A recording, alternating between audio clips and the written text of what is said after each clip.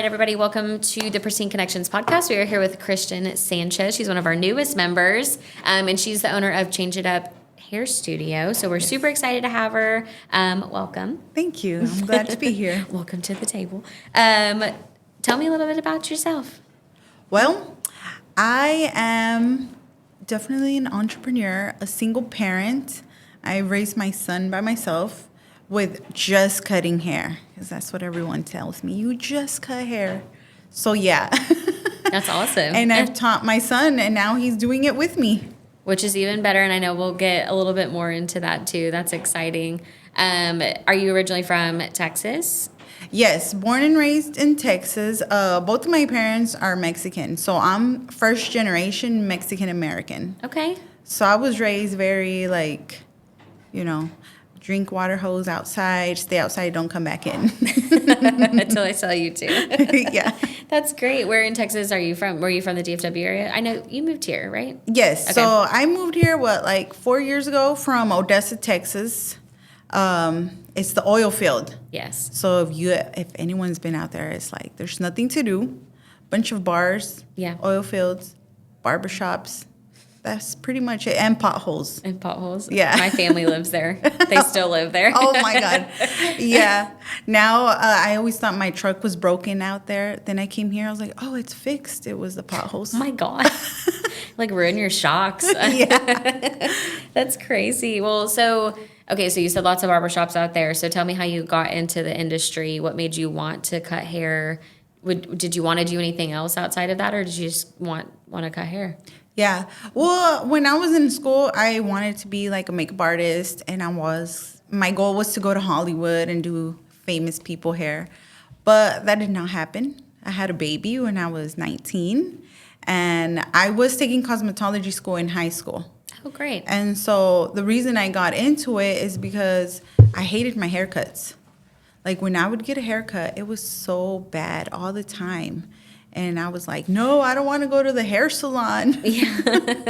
And then right when it would grow out nicely, my mom would be like, it's time again. And I was like, no. So I was like, I'm going to go learn how to cut my own hair. And, it started like that. It also started when I was a little girl chopping my doll's hair. Oh, no. I would chop off their hair, cut my clothes, and make them little outfits. That's cute, though. Yeah. Cute, terrifying. Did you ever chop your own hair off? Did I? I don't remember. I probably did. I'm pretty sure I did, because I had a salon in the kitchen. Oh. So I was like, come on, sister. Come on, mom, aunt, cousins. Let me do your hair. I feel like we all, as girls, did that. Like we never even knew how to use scissors at the time, but it was like the first time you got a hold of scissors, for whatever reason, we immediately thought about chopping our hair. Maybe that was me. I did that, though. Like, just chop my bangs. No, yeah. That's how I was. And I would go to Sally's, and my mom would only let me get brown hair dye. Well, yeah, you don't want to bleach your hair. And I was like, okay. So I thought it was so cool, right? Then I grew up, I was like, my hair's already brown. For sure. What's like the worst haircut you ever gotten from somebody else doing your hair? Oh, my God. Or worst experience in the hair salon? Worst? Oh, my God. Okay, so once upon a time, I went to Mexico, and all my cousins were going to the hair salon. And they all had, like, orange hair, and I thought my hair was going to be blonde. No. So I go, and they take the cap, and then they just start pulling my hair on. And it was like my hair was scrunchy with gel, so it was hard. So when they were pulling it, like, it was hurting. So I was crying. And then, oh my God. Yeah, and I was like, I don't want to do this no more. My mom was like, you wanted this. I did it, and when it was done, my hair was orange, and I had, like, thick black eyebrows. And I look like, who's that curly head guy with the orange hair? I have no idea. Some guy, he was famous, carrot something. Oh, my Lord. And that's how my hair looked. And I was like, oh, my God, can we make it brown? And my mom didn't let me. She's like, this is what you wanted? And she made me stay with orange hair for like 2 weeks. Oh, no. Oh, my gosh. Were you school age? Yes. Yeah, like had to go into like high school or middle school? I was in middle school. Oh, no. And I was like, That's great. Like the peak of our hormones, too, wherever. Yes. Oh my God. Yes. So now I'm from like, that point I don't forward- want to Yeah. do that to kids. Yeah, absolutely. Well, that's exciting. So your son, Jeremiah, is going to barber school as well. So, or I answer this. So what made you want to do barber school versus just outright doing, I don't want to say like a normal hair salon, but like doing women's, kids, things like that. Like what made you want to do barber school? Okay, so first, I took cosmetology school, then I took barber school. But the reason I switched over to men's is because I find it very satisfying to like give them a transformation in like 30 minutes or something like that. Yeah. And also because I grew up like very traditional where I saw my dad working really hard and I felt like he was not appreciated as much. And so I just want to like make men feel more appreciated. So I like to like cater to them like in the chair, make them feel good because maybe they're not getting that at home or at work or whatever the situation is. Sure. And so I feel like we need more men. And so why not make them feel good and help them be appreciated? Like if I could do it just by cutting your hair and shaving your beard, whatever, like at least I made a difference somewhere in your time. Yeah, absolutely. Talk a little bit about, your services. I know you offer like VIP packages and you obviously talked about just pampering the men. So talk about that a little bit. Yes. So I do have like my exclusive VIP experience, which I think everyone should try it. So I do like their haircuts. The consultation is always tailored to like their look or their business or whatever they're doing, right? Because I can't give like a fade to somebody that wants like a sheer haircut, which is scissors. And so whenever they come in, I like to make sure that they feel comfortable and then I know that how they're going to style their hair because I don't want to give them a crazy style that they can't do at home. And after that, like I do serve them bourbon or whatever I have in there. I try to be healthy because I'm in like a unique location right now. And so I do facials and beards, and I love beards. Like I love shaping their beards. I love giving them facials and extracting blackheads. I like to make them feel good and look good. Yeah. I put collagen on their face, and while they have all this stuff on their face, like I also do a scalp massage, and neck massage, and hands, and I do a small like manicure where I clean up their nails and everything. And most of the guys in there fall asleep because they'll be snoring. And so I feel bad at the end. I'm like, oh, my God, I have to wake them up. I'm like, hey, I'm done. They're like, what? I was like, yeah. I've been done for an hour. I'm just kidding. Yeah. So now they're like, can you, like, do this for me and then give me, like, an hour of nap? And I was like, well, no, because I have more clients coming in. But mostly, like, they all love it. I love to make them feel good. I'm always asking them, I want someone to do this to me. Yeah. And they're like, well, I'd recommend yourself. I was like, yeah. I can't think. Oh, I can, but. Yeah, it's not the same. Yeah. But yeah, I mean, and also like a lot of men have a lot of like, knots on their necks. And so I get to like massage them out. Like I do it hard and they want me to do it hard. So I'm like, okay. Yeah, absolutely. That's great. So as far as like the industry goes with hair, how have industry standards changed over time since you've been doing hair? I mean, do you follow certain trends? You just kind of just go with what your customers ask for? Yeah. No, definitely. I've always been into what's trending. Mm-hmm. And I don't know why California is always the first to get the new trends. So I'm always like looking into that. But also like COVID changed the industry a lot. Like I felt we were all undervalued. They told us we were not essential workers, so they shut us all down. And it was weird and funny to me because our number one thing, like cosmetology and barber, is sanitation. Like whether you go to whatever school, like number one thing is sanitation. So you have to have hand sanitizer, you have to clean up every client. So I was like, why are we like not essential, right? Mm-hmm. Like, we're clean. Yeah. Like, I remember having big bottles of hand sanitizers. And then when COVID happened, like, they wanted to buy my bottles. I'm like, no, these are for work. Like, I've had them. They're like, where did you get them? I was like, well, I've had them before COVID. Yeah. This is normal practice. Yeah. And I felt like that helped us realize our value. I mean, during COVID, I was cutting hair still. Like, my clients actually would knock at my door and say, just cut my hair outside. Nice. And I was like, okay. I did it because, I mean, there was nothing else to do. Yeah. And no one was going to pay my bills because the bills didn't have COVID. Yeah, absolutely. And so I would go to, like, either people's houses and cut their whole family. And so at that time, a lot of my friends were charging more than $100 for a haircut, which was at your garage or whatever. And it was all cash. So I was like, you know what? I'm going to do that too. Because since everyone's doing it, let's do it together. And I realized people were actually paying. And I feel like that's how we all realized people were going to pay to look good. And once COVID was over, we were able to go back. Like, we all realized that. And that we were undervalued. But, I mean, there was protests to open the salons and the barbershops. I remember that. Yeah. And so I felt like that showed the value that we give to other people. Because some people are like, it's just a haircut, but it's not. Yeah. And so, I don't know. I think it was just a wave of everyone just saying, hey, we are valuable. So now, like, we also have to survive in this economy. And so we all just raised our prices together. Yeah. And it's been great because people actually treat you a lot better. I remember I started off a long time ago at $8 a haircut. Wow. Yeah.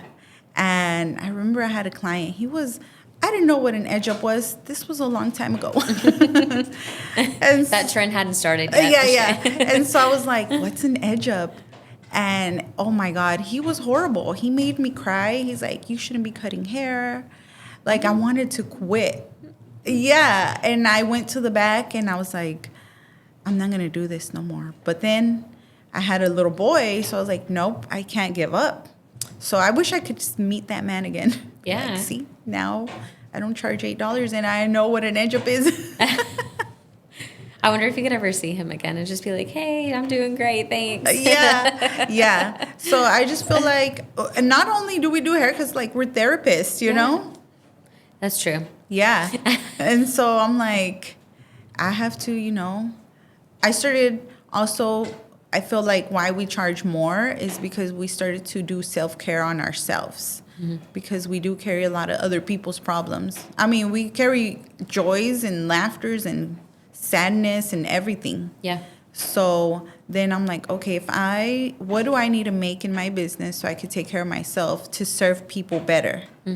And I think it's like a thing that's happening because I meet all kinds of barbers and hairstylists and they're in the gym, they're eating right. And I remember like 10 years ago, we were not doing that.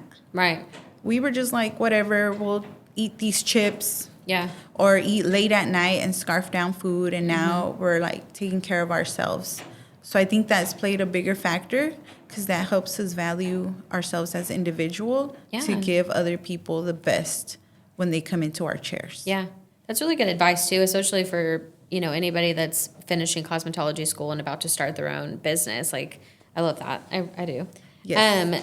Talk about building your hair business and I guess talk about your logo because it's very different and very neat. So what's the story behind that?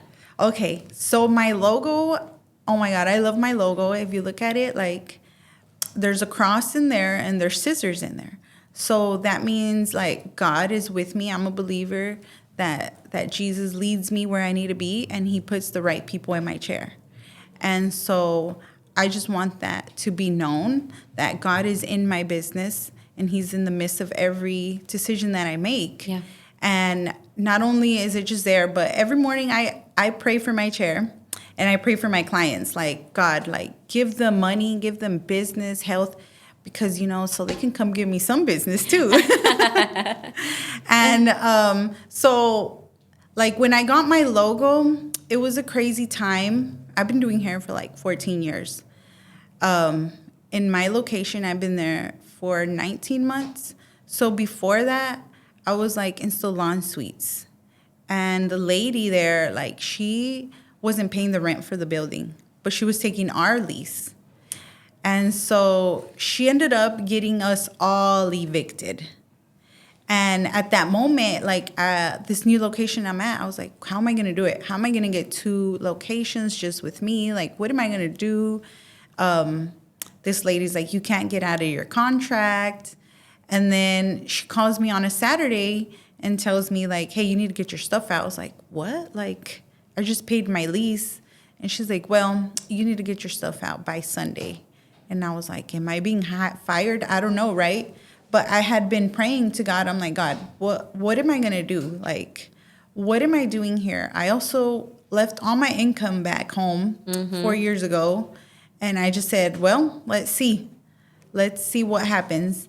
And I felt like God's been leading me because I've been going to places where I meet amazing people that are still my clients till this day and support me. One of my clients is the one that did make me my logo. And he's like, well, I know that you have God and Jesus with you at all times, and you talk about it all the time. I know I'm not supposed to talk about religion behind the chair, right? No, but, you can do whatever you want. But, you know, sometimes I do. Like, sometimes in my heart, I'm like, hey, you know what? Jesus loves you. And they're like, what? And I was like, I just wanted to say this. And they're like, okay. And so he's like, look, this is your new logo. And I loved it. Because the first thing I saw was a cross. I was like, did you just put a cross in my logo? He's like, is that all you see? I was like, and then scissors? He's like, yeah. And so also my name's Christian. So he's like, oh, and I was like, oh, so clever. But I felt like God led me to that place, to this name, and to this logo. And it is called Change It Up because I do want to change it up, like not only your look, but also the way people look at this industry.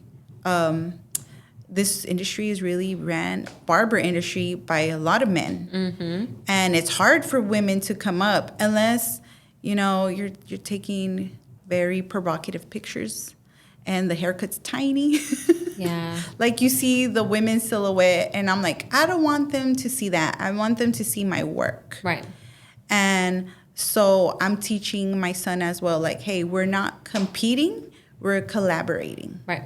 And so that's why I felt like this was a good name for us to change it up. And the logo, like, I love it because it just symbolizes my faith in God of how far I've came. Yeah. And I want people to, like, also share into that.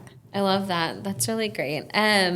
Talk about some of the risks that you've had in business. Obviously, I know you touched about COVID, moving here, but what are some of the risks that you have? Because I know you've talked about eventually like opening up a new space or, you know, the location you're at now. So just kind of chat about that. Yeah. So I felt like some of my risk was also like raising my prices. So that's always scary to raise prices because I'm like, people are going to leave. They're not going to come back. But for the most part, everybody's been like okay with it and they stay there. The reason I'm doing that is because I do want to open up more locations. Right now I'm in a unique location, which is I'm inside of a gym. And I think that's very awesome. Like as a stylist in there, that's a lot of self-care for me that I can promote to everyone else that sits in my chair. Mm-hmm. And I felt like I want to do more of that because, you know, I used to also have a barbershop inside a tire shop. Did you really? Yes. That's in awesome. West Texas, yeah. That's funny. That's great. And so I'm like, okay, let's do it. But it is scary because, like, I'm just here, like, no family, no nothing, but I'm finding support now. And just taking that risk of, you know, signing your name on this contract, like, oh, you're going to owe $10,000 a month. Yeah.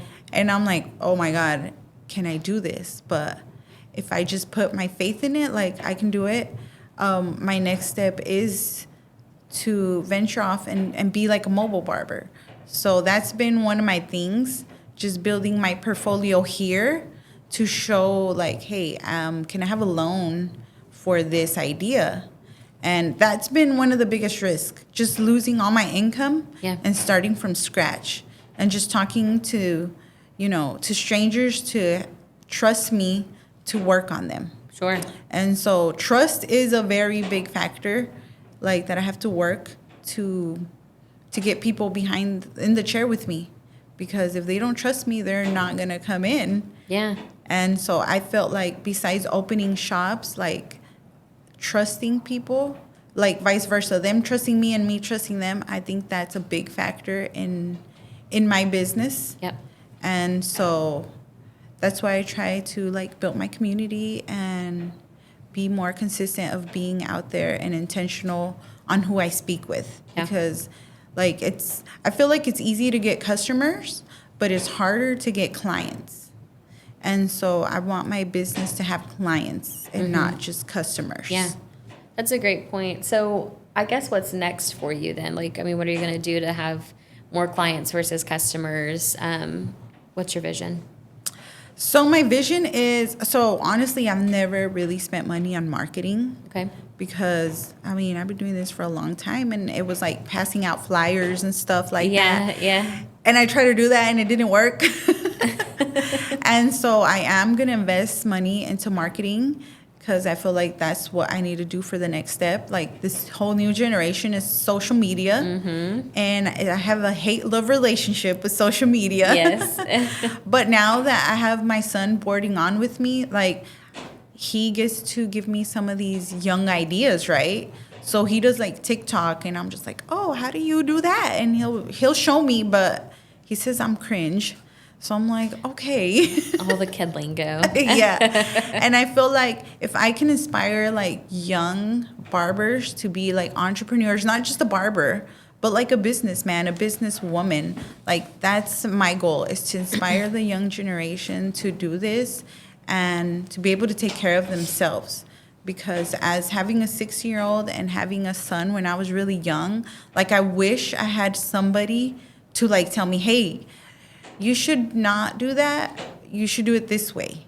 But, I had to do a lot of trials to get to where I'm at. Yeah. So, I mean, I would love to teach other kids, other young people, or people that are just trying to get in this industry.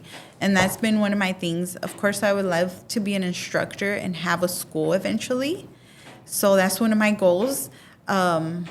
But I want to make sure that not only do you come into my school, not only do I teach you how to cut hair, but I want to teach you like, hey, this is how you do business. Because back then I was like, okay, this haircut pays for this meal or whatever, right? But now I'm like, no, that's not how we look at things anymore. We got to make sure that we're doing our finances right. And so going to barber school and cosmetology school, they don't teach you that. Right. They just teach you like state board, which is like perms and facials and a manicure, like things that you're probably, you're going to use, right? But in the real world, it's really not like that. Right. And so that's what I want to be able to do. I want to teach others to like, yes, you can do this. I want to inspire people. I want to inspire single parents. So, because I know how it feels to like not be able to attend the school thing. And so if I can give somebody else an opportunity, hey, look, I can teach you how to cut hair, certify you, and then you can work with me and be like, hey, I need Friday off because something. Like, yes, you can get Friday off. Yeah. And so that's been one of my biggest goals, is just to inspire people. And I just want to be there for people like single parents, because it's hard. It's hard to always be a parent, both parents at the time. And to have a job and then to be attending your kids' things, like you can't really do that, But if you make your own business like this, like you have that liberty. Maybe at that time you're not making all the money that you want, but you have time. So the only thing you can never buy back is time. So now that I see my son back, I'm like, man, I should have like called in that day and went to go see him, right? And now I'm like, hey, I'll ask a day off. And he's like, I don't want you there, Mom. I was like, wow. And so I feel like I do attract a lot of single parents because people do come up to me. And I just want to be able to like help them, whatever their situation is. I always wish I had somebody. But I guess now I'm that somebody. Yeah. So that makes me really happy. And that's why I love what I do, because I get to meet so many different peoples with all walks of life. Yeah. And I love it. That's great. That's super inspiring. Very inspiring. We went from like all business to just speaking, I don't know. You spoke to me for sure. Well, thank you so much for joining us. Is there anything else that you'd like to say? Any other advice you'd like to give before we wrap up? I mean, I would like to tell people, like, it's not just a haircut, because I do get compared, like, well, I get a haircut for $20. And I'm like, well, you know, they don't know when your birthday is. They don't know your favorite color. You get your hair chopped off for Yeah, yes. And then you come over here and you're like, can you fix it? I'm like, okay. But I like to build connections and relationships with my clients. So I feel like people should look into that, and not just the haircut, because anyone can mess up your hair, but not anyone can treat you good, make you look good, and then still, you know, be part of the family. And I feel like people should look into that more than just a haircut, because I know there's $20 haircuts, but it's just not the same. Yeah, yeah, absolutely. Well, thank you so much for joining us. We will see you next time. Thank you.